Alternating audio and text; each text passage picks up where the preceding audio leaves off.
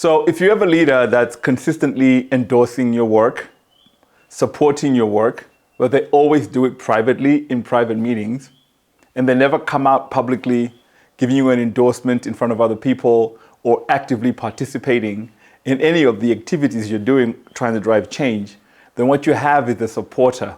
You don't have a champion. And supporters are not really fully bought in to the work that you're trying to do. What defines buy-in are two characteristics. The first one is belief, which is people having a view that the work you're doing is the right thing for the organization to be doing, and that it's a legitimate thing for the organization to be doing. The second characteristic of buy-in is participation, which means people who are actively willing to participate and contribute and advocate for you in front of others and contribute to the work that you're actually doing. And if you have only one of these things and not the other, then you don't really have buy-in, which is why supporters are only giving you one of the things. They're giving you belief, they're giving you positive evaluation, but they're not actively participating. If you put these two dimensions together, it actually forms this 3x3, which then presents these 9 phases of transformation, including bystanders, conformers, even saboteurs that are working against the change. And supporters are somewhere on those 9 phases.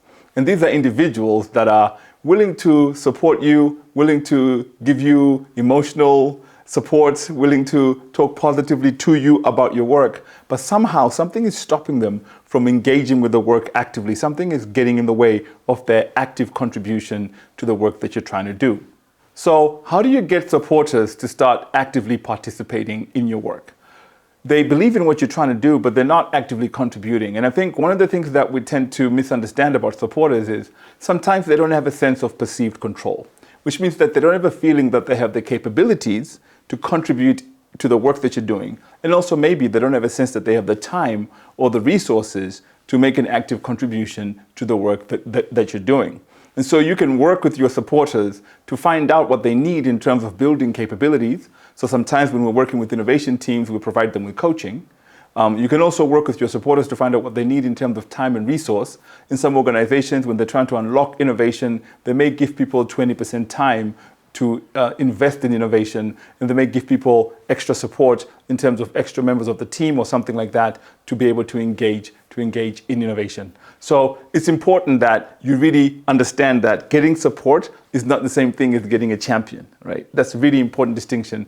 And the more you understand that, the more you're likely to unlock an increase in buy-in.